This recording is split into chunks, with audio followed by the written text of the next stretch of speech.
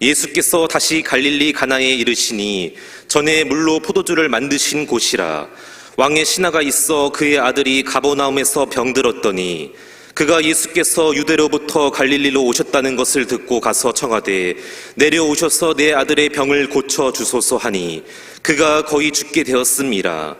예수께서 이르시되 너희는 표적과 기사를 보지 못하면 도무지 믿지 아니하리라. 신하가 이르되 주여 내 아이가 죽기 전에 내려오소서. 예수께서 이르시되 가라 내 아들이 살아있다 하시니 그 사람이 예수께서 하신 말씀을 믿고 가더니 내려가는 길에서 그 종들이 오다가 만나서 아이가 살아있다 하거늘 그 낫기 시작한 때를 물은즉 어제 7시에 열기가 떨어졌나이다 하는지라. 그의 아버지가 예수께서 내 아들이 살아있다 말씀하신 그때인 줄 알고 자기와 그 온 집안이 다 믿으니라. 이것은 예수께서 유대에서 갈릴리로 오신 후에 행하신 두 번째 표적이니라. 아멘. 인생은 문제의 연속입니다. 문제 없는 인생은 하나도 없습니다. 문제는 전혀 생각이 못할 때 내게 다가오게 되고요. 또한 예추가 수 없는 많은 문제들이 일어나게 됩니다. 그런데 놀라운 사실은 하나님은 우리의 문제를 통해서 기적을 이루신다고 하는 겁니다. 우리의 문제는 문제 자체가 아닙니다. 문제를 어떻게 보느냐, 그 문제에 대해서 어떻게 반응하며 어떻게 해석하고 어떻게 그 문제를 활용하느냐가 문제입니다.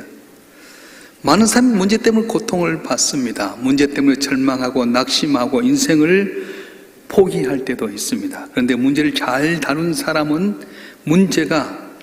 오히려 문제 때문에 더 잘 될 때가 있습니다. 성경 문제 때문에 잘 된 사람들의 이야기가 많이 있는데 그 중에 몇 가지 들어보면 가나 혼자 집에 기쁨이 있어야 될 텐데 포도주가 떨어졌습니다.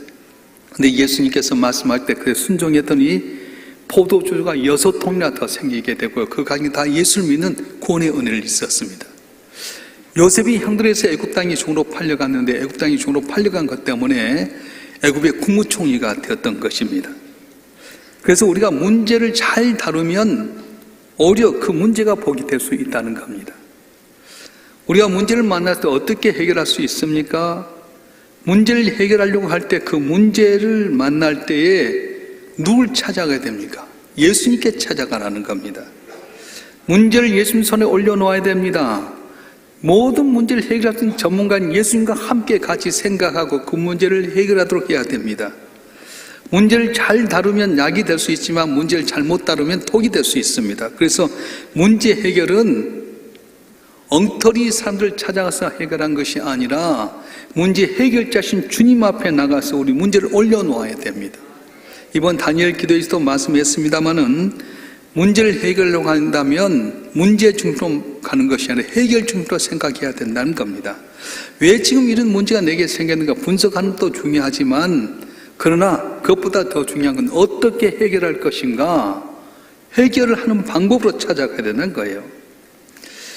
문제는 어느 각도에 보느냐에 따라서 그 결과가 달라집니다. 물론 문제가 일어난 그 문제 원인을 분석해야 됩니다. 그런데 분석한다고 다 되는 건 아닙니다. 가장 좋은 분석은 해결책 중심으로 생각하는 것입니다. 우리가 성경에서 만나는 기적을 체험한 사람들의 특징이 뭐냐 하면 문제에 직면했을 때 해결 중심으로 생각했다는 거예요. 해결책을 발견하고 거기에 행동했습니다. 하나님 우리에게 열매를 곧바로 주지 않습니다. 근데 뭘 주냐면 씨앗을 주십니다. 그런데 우리가 그 씨앗을 어떻게 활용하냐에 따라서 우리 삶이 전혀 달라진다는 거예요. 열매는 우리가 씨앗을 뿌릴 때 그리고 가꿀 때에 열매가 맺어지게 됩니다. 그 씨앗을 가지고 풍성한 상품을 마련하는 것이 바로 우리의 몫입니다. 그러니까 우리가 받은 소중한 씨앗이 무엇입니까? 믿음이라고 하는 거예요. 겨자씨만한 믿음도 잘 활용하면 놀라운 능력이 나타납니다. 또 주께서 우리에게 주신 귀한 씨앗 중에 하나가 뭐냐면 우리에게 당면한 문제라고 하는 거예요. 내게 주어진 귀한 문제란 씨앗을 잘 가꾸며 복이 됩니다. 물론 문제라는 씨앗을 좋아할 사람은 하나도 없습니다. 그런데 그 문제의 씨앗을 잘 가꾸면 오늘 내게 복이 된다는 거예요. 할렐루야. 오늘 여러분에게 문제가 있다면 너무 슬퍼하지 마십시오. 문제 해결자인 주님 앞에 올려놓으면 주께 해결해 주실 줄 믿습니다. 질병의 문제도 의사 찾아가서 고침받을 수 있지만 전능하신 주님께 의지하면 주께서 고쳐주시고요. 물질의 문제도 돈 있는 사람 찾아가서 해결할 수 있겠지만 그러나 전능하신 하나님께 나가면 은도 내고 금도 내고 오신 주님께 여러분 삶을 채워주시고 담을 넘는 은혜를 주실 줄로 믿습니다. 그래서 여러분에게 온 문제를 하나님께 내준 좋은 씨앗으로 강직해야 돼요. 감당하기 힘든 문제일수록 더 큰 기대를 가져야 됩니다. 문제의 크기가 기적의 크기를 결정하기 때문에 그렇습니다. 오늘 본문 요한복음 4장은 왕의 신하가 자기 아들이 거의 죽게 됐을 때 예수님을 찾아와서 그 문제가 해결되는 장면을 보여주고 있습니다. 자, 이 사람은 무슨 문제를 갖고 왔습니까? 아들이 거의 죽게 된 문제의 씨앗을 갖고 죽게 나왔습니다. 하나님의 기적은 언제 일어난 겁니까? 절망의 절정에서 기적이 일어납니다. 따라서 합시다. 절망의 절정에서 기적은 일어납니다. 왕의 신하는 절망의 절정 가운데 예수님 앞에 나오게 됩니다. 오늘 요한복음 4장 47절 말씀 한번 읽어보겠습니다. 요한복음 4장 47절 시작. 그가 예수께서 유대로부터 갈릴리에 오셨다는 것을 듣고 가서 청하되 내려오셔서 내 아들의 병을 고쳐주소서 하니 그가 거의 죽게 되었습니다. 왕의 신하는 권력이 있었습니다. 물질이 있었습니다. 부정함이 없었습니다. 그런데 그가 아들이 거의 죽게 되었을 때 예수님을 찾아오게 된 겁니다.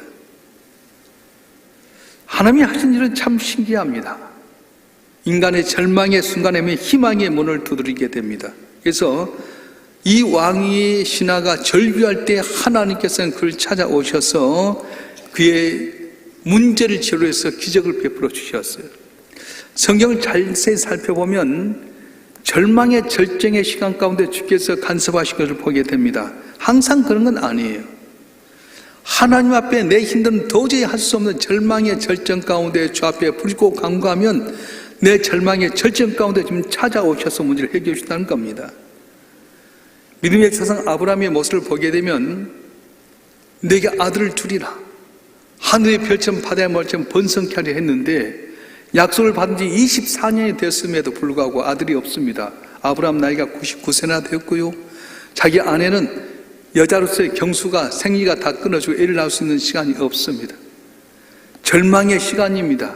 낙심할 수밖에 없습니다. 이제 끝났다고 생각했는데 하나님께서 나타나셔서 놀라운 기적으로 이삭을 주시고 하늘의 별처럼 바다의 모래알처럼 번성하는 은을 주셨던 것입니다.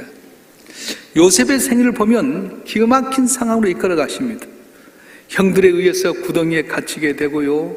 그리고 애굽 땅에 종으로 팔려가게 됩니다. 보디발 집에서 어렵게 해서 집사장이 되었는데 보디발 장군 아내가 유혹할 때 그걸 뿌리쳤습니다. 근데 억울한 누명 쓰고 감옥에 갇혀서 무려 2년 동안 허송 세월을 보내게 됩니다. 이제 난 끝났다고 생각했는데 하나님께 바로로 하여금 꿈을 꾸게 하셨고 그 꿈을 해석해서 요셉이 이제는 그 문제 속에 벗어나서 애굽의 국무총리가 되게 되고 자기 가문을 일으키는 복된 삶이 되었던 겁니다. 하나님은 최후의 순간까지 그 사람 믿음을 지킨가를 보고 계셔요. 다니엘의 세 친구들 뜨거운 풀무불 가운데 들어가 버렸습니다. 다니엘은 사자 굴 속에 들어갔습니다. 거의 죽게 될 정도가 아니라 완전히 죽음의 자리에 들어갔습니다. 그런데 그 절망의 절정에서 하나님께 개입하셔서 그를 건져내시고 존귀한 자가 되게 하셨습니다.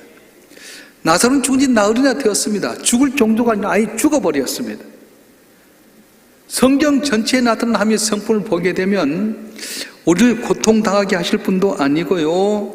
또 고통당할 때 그냥 고통을 방관하신 분이 아닙니다. 옆에 오셔서 같이 고통당하시고 내가 울 때 같이 슬퍼하신 주님이신데 그냥 내버려 두신 거예요.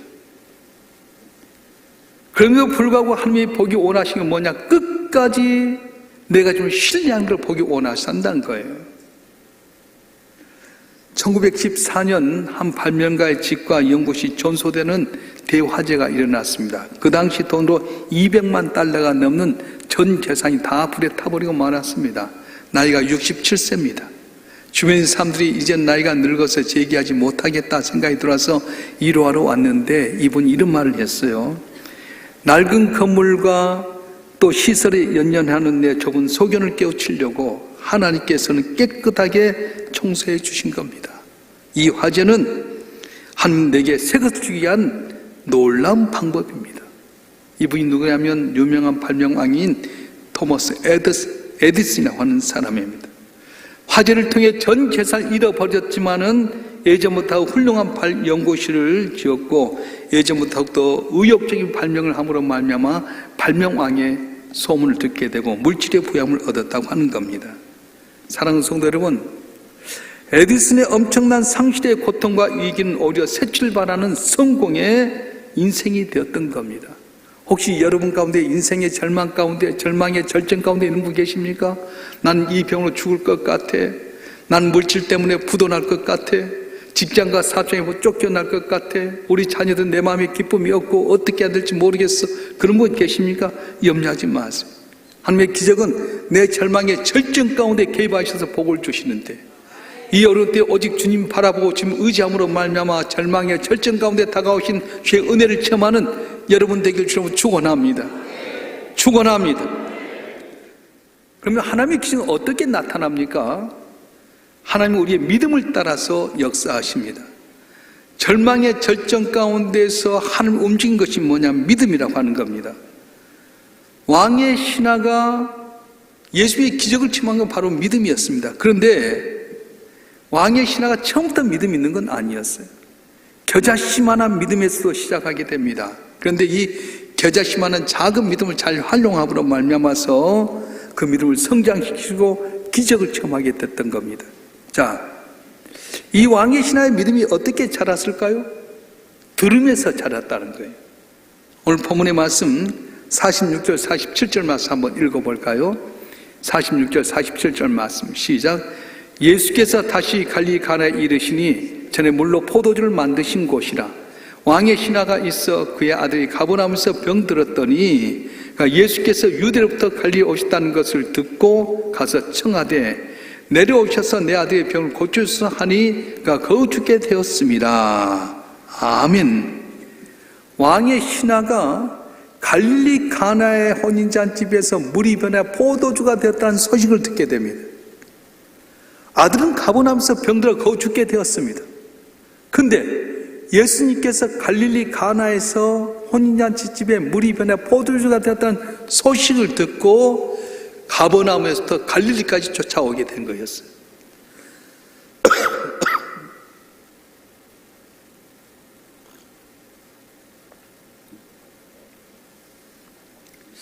우리 믿음이 어디서 오는 겁니까? 들으면서 옵니다. 들을 때 믿음이 자라나게 됩니다. 여러분 잘 들어야 됩니다. 나만이 나병에 고침받는 것도 이스라엘 잡았던 계집종이 말을 잘 듣고 엘리사 찾아가서 고침받았어요. 여러분 교회 나와서 예배 드릴 때도요, 말씀을 잘 들어야 됩니다. 놓치면 안 됩니다. 제가 이제 우리 교인들 가운데 물어봤어요. 며칠 전에 설교했던 가운데 이런 내용이 있는데 잘 기억하냐고 그랬더니 목사 언제 그런 말씀 하셨어요? 아니 제가 분명히 설교할 때 말씀했는데 그런 말씀 들은 적이 없다는 거예요. 그러면 유튜브 한번 보라고. 3부 예배 때 오셨냐고. 그렇다고. 3부 예배 설교 들으라고. 듣고 나한테 전화해서 목사님 설교하셨는데 제가 그걸 놓쳤다고. 여러분 잘 들어야 돼요. 똑같이 여기 있는데 자기 입맛에 맞는 말씀만 받고 입맛에 맞지 않는 말씀 버려버리면 믿음이 성장하지 않습니다. 잘 들어야 돼요. 우리는 예수님 말씀을 잘 들어야 됩니다. 예수님 말씀을 통해 예수님 누구신 줄 알아야 됩니다. 로마서 10장 17절은 뭐라고 말씀합니까? 다 같이 한번 읽겠습니다. 시작. 그러므로 믿음은 들음에서 나며 들음은 그리스도의 말씀으로 말미암았느니라. 아멘. 믿음은 어디서 난다고요? 들음에서 난다고. 들음 뭘 들음으로? 예수님의 말씀을 들음으로 말미암아 낳느니라 말씀하셨어요. 아무리 씨가 좋아도 땅이 좋지 아니하면 풍성한 열매를 맺을 수 없습니다. 믿음도 씨앗과 마찬가지입니다. 좋은 토양을 만날 때 믿음이 싹이 트고 열매를 맺습니다. 근데 좋은 토양이란 뭐냐면 말씀을 잘 들을 수 있는 토양을 말합니다. 왕의 신하가 처음 가졌던 믿음은 뭐였습니까? 큰 믿음 아니었습니다. 예수 믿긴 믿었지만 그 믿음은 아주 작은 믿음이었어요. 예수님을 자기 제한된 생각에 집어이었습니다. 예를 들어서 예수님은 공간을 초월한 전지전능하신 하나님인데 공간을 초월한 예수를 믿지 않았어요. 그래서 뭐라고 말씀하냐면 47과 49절을 보면 가버나움에 내려오셔서 내 아들을 고쳐달라고 하는 겁니다. 갈릴리 가나에서도 말씀하시면 가버나움에 있는 아들도 고칠 수 있는 하나님인데 그는 예수님을 자기 생각대로 제안했어요. 예수님은 공간적인 면에서 초월하지 못하니까 내려오셔서 고쳐달라는 겁니다. 여러분이 믿음 없다고 말하지 마세요. 왜냐하면 여러분 예수를 나의 구주로 믿는 순간 믿음은 어느 정도 있는 겁니다. 기본적인 믿음은 있어요. 근데 겨자씨만한 믿음을 활용하지 못하기 때문에 능력과 기적이 나타나지 않는 것입니다. 자, 여러분 가운데 겨자씨만한 믿음이 있을 때 어떤 일이 일어나지 아세요? 산을 들어서 옮기려면 옮겨진다는 역사가 있다는 거예요. 읽어보겠습니다. 마태복음 17장 20절 말씀 읽어보겠습니다. 마태복음 17장 20절 말씀 시작. 이르시되 너희 믿음이 작은 까닭이니라. 진실로 너에게 이르노니 만일 너에게 믿음이 겨자씨 하늘만큼만 있어도 이 산을 명하여 여기서 저기로 옮겨지라 하면 옮겨질 것이요 또 너희가 못할 것이 없으리라. 아멘. 겨자씨 얼마나 적은지 알죠? 볼펜 갖고 뚝 떨어지면 저만한 생기는 것, 그것이 바로 겨자씨입니다. 겨자씨만한 믿음이 있으면 이 산을 명해서 옮기라면 옮겨질 것이고 못할 것이 없다 말씀하셨어요. 문제는 다 우리에게 겨자씨만한 믿음이 있어요. 예수를 나의 구주로 믿는 것은 겨자씨만한 믿음이 있는데 이 믿음을 활용하지 않기 때문에 능력이 나타나지 않습니다. 말씀대로 하면 겨자씨만한 믿음이 있어서 산을 옮기라면 옮겨질 것이고 못할 것이 없다고 했는데 왜 오늘 우리 삶 가운데 능력이 기적이 안 나타나는 겁니까? 이 겨자씨한 믿음을 활용하지 못하기 때문에 그렇다는 거예요. 하나님 지금도 살아계십니다. 믿습니까? 오늘 또 내가 믿음 갖고 저 앞에 나와서 아려면 내 믿음을 보시고 은혜를 주실 줄로 믿습니다. 주님 모두가 작게 시작했어요. 거대한 나무도 작은 씨앗에서 시작했고요, 웅장한 빌딩도 벽돌 하나에서 시작하고요, 큰 교회도 한 사람이 작은 생각에서 교회가 시작이 된 게 된 겁니다. 여러분 안에 믿음을 활용하실 주님을 축원합니다. 믿음이 없는 사람은 하나도 없습니다. 다 믿음이 있습니다. 그런데 믿음을 활용하지 않기 때문에 그렇습니다. 오늘 저녁에 말씀의 집회가 있는데 여러분 한 분 한 분 나와서 잠드는 영혼이 깨있게 되고 밑에 쭉 가라앉은 그 믿음을 다 저어서 여러분 믿음이 능력 있는 삶이 되어지길 주님으로 축원합니다. 할렐루야. 자, 그러면 하나님 누구에게 기적을 나타내시는가? 말씀의 능력은 믿는 자에게 나타납니다. 하나님이 가장 기뻐하시는 사람은 누구냐면 말씀을 통해서 하나님을 믿는 거예요. 기적을 보고 믿는 것은 믿음이 아닙니다. 하나님은 기적을 보지 않아도 말씀만 의지해서 믿는 믿음을 기뻐하시는 거예요. 유대인들의 문제는 뭐였습니까? 표적을 찾는 믿음이었습니다. 표적 보고 하는 믿는 겁니다. 그래서 왕의 신하가 예수께 와서 고쳐달라고 했을 때 꾸중하신 거예요. 한번 읽어볼까요? 요한복음 4장 48절 말씀 읽어보겠습니다. 48절 말씀 시작. 예수께서 이르시되 너희는 표적과 기사를 보지 못하면 도무지 믿지 아니하리라. 아멘. 사람들은 그때나 지금이나 보이지 않는 하나님보다는 보이는 어떤 표적을 보길 원해요. 그래서 우상의 노예가 될 때가 많습니다. 보이지 않는 하나님, 그 하나님의 말씀을 믿지 않을 때 사람들은 보이는 것에 집착하게 됩니다. 예수님은 표적 신앙을 통해서 우리가 신앙생활을 하는 것보다도 말씀 신앙 통해서 믿는 걸 원하셨어요. 여러분, 예수님 당시 얼마나 많은 표적이 있었습니까? 병든 자가 낫게 되고 죽은 자가 살려지게 되고 오병의 기적 5,000명도 12광주 남게 만드셨잖아요. 나병 환자를 건지시고 소경이 눈을 뜨게 하시고 안진병 일으키게 하신 기적을 주어서 많은 사람들이 왔는데 결국 어떻게 다 떠나고 말았어요. 그런데 말씀을 신앙 갖고 산 사람은 당연히 표적이 오게 됩니다. 표적을 믿는 사람은 말씀 없이 표적을 믿는 사람은 다 흩어지지만 말씀을 붙잡고 사는 사람 반드시 필요한 게 표적이에요. 믿습니까? 오늘 또 여러분 말씀 안에 순종하고 나갈 때 놀란 기적의 역사가 날 줄 믿습니다. 말씀 신앙은 오직 예수님의 말씀을 통해서 예수님을 신뢰하는 것입니다. 기적을 보든 안 보든 오직 말씀에 의존하는 것입니다. 그런데 우리가 말씀을 믿고 살아가면 기적이 일어난다는 거예요. 이번에 어떤 신유 집회했던 배영만 전도사님이 저하고 이야기하는 가운데, 목사님 제가 목회를 할까요? 집회를 할까요? 그래서 전도사님은 목회하지 말고 집회하라고. 왜냐? 기적이 항상 이런 거 아니잖아요. 우리 교회 같은 데 와갖고 한 명만 고침받아도 야, 암 고쳤다 해서 소문나는데, 교회를 해서 하면 기적이 항상 이런 거 아니잖아요. 그 왔던 사람이 한 번 병 고침 받기 위해서 안 나면 다 떠나버린 거예요. 그래서 신유의 은사를 받는 분은 교회 하기보단 집회하는 게 좋다. 제가 그렇게 고민했어요. 왜냐? 말씀의 신앙은 표적이 따르지만 표적만 보는 신앙은 기적이 안 따를 수도 있다는 거예요.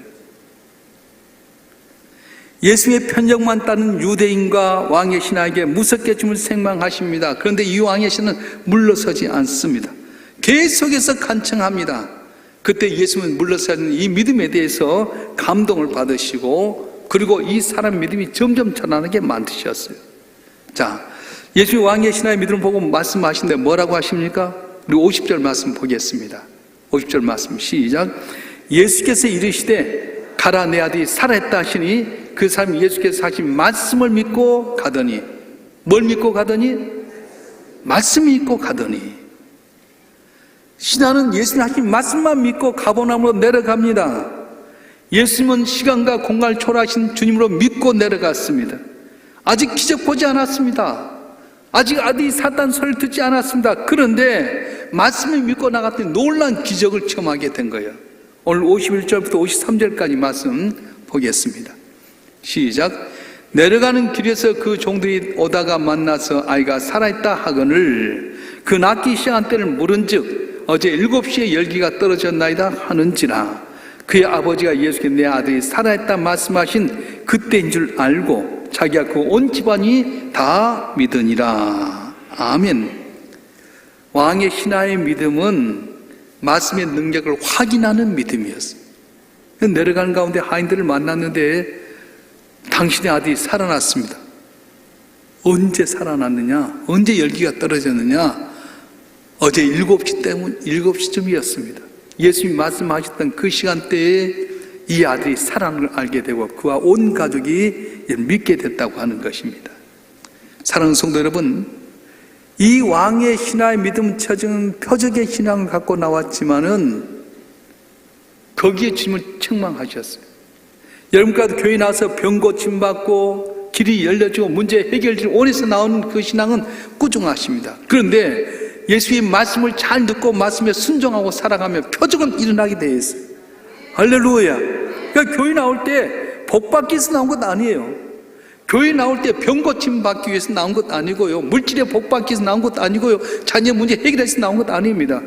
말씀을 통해 예수님이 하나님의 살아계신 하나님의 아들이시고 그분이 오늘 우리와 동행하시고 보혜사 성령을 통해 내게 놀라운 은혜를 주신 분이라고 믿고 살아가면 그 말씀을 믿고 살아갈 때 기적의 역사는 일어난다고 하는 거예요. 아멘 한 사람 복 있길 바랍니다. 그래서 예수님 말씀을 믿고 나가는 이 왕의 신하에게 기적을 베풀어 주셨습니다. 표적 신앙 갖고 찾아온 신하에게 말씀 신앙으로 바꿔주게 만드셨어요. 그런데 예수님의 해결 방법은 왕의 신하의 방법대로 하지 않았습니다. 내려와서 고쳐주셔서 했는데 내려가지 않으셨어요. 말씀만 하셨을 뿐입니다. 말씀했더니 가디 살아났던 겁니다. 문제를 잘 다루면 그 문제가 축복의 재료가 됩니다. 기적의 재료가 됩니다. 왕의 신하의 가정은 문제 때문에 복을 받았습니다. 한때 이 가정에 절망을 주었습니다.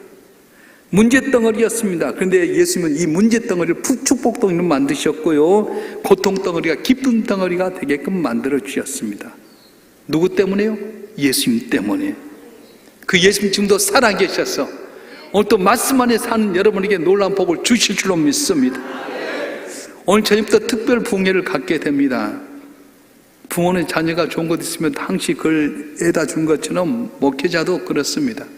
천안 명석의 김주성 목사가 저한테 전화해서 목사님 우리 교회 이번에 유병영 목사라는 분을 이렇게 초청했는데 놀라운 은혜를 받았다는 말씀이 꿀송이보다 더 달고요. 말씀 안에 거했던 성도들이 믿음이 커지면서 교회에 놀라운 변화가 있다는, 아무리 못 미쳐도 풀려지지 않는 문제가 풀려졌다는 거예요. 목사 한번 해보라고 고민하다 저도 이분 모시게 됐어요. 오늘 저녁에 날씨도 춥고 힘들 수 있지만 여러분 말씀에 의지해서 나올 때에 놀란 기적의 역사가 일어날 줄 믿습니다. 할렐루야. 제가 비유를 알려드릴게요. 말씀할 때도 아멘 크게 하며 복을 받는 거예요. 그 정도에서는 안 돼요. 할렐루야. 축할 때 꼬린 그러면서도 주의 말씀이 있는데도 어미 그러면 되겠냐고. 오늘 저희 목사님 오셔가지고 말씀해서 그분 기절할 만큼 아멘을 응답했으면 좋겠어요. 할렐루야. 오늘 저녁 우리 성도들 한 분 한 분 다 나와서 한번 말씀의 은혜를 받았으면 좋겠어요. 성령샘 치고 한번 와보세요. 목사님들 자기 교회에서 일어난 일들을 다 소개하잖아요. 종교계는 넓은 것 같아도 좁아요. 목사님 세계도 2단계만 거치면 전체 다 알게 돼요. 그분이 잘한다 못한다 능력이 있다 없다 다 나타나잖아요. 오늘 저녁에 나오시면 복을 받을 줄 믿습니다. 겨자씨만 믿음일지라도 이걸 잘 활용하게 되면 산을 옮기라면 옮겨줄 거라고 했던 것처럼 놀란 기적의 역사가 일어나게 될 텐데, 이번 부흥집회를 통해서 우리 성도들 가정마다 다 말씀 안에 문제가 해결되고 담을 넘게 되게 되고 문제가 해결되는 귀한 은혜길 주라고 축원합니다. 축원합니다. 기도하겠습니다.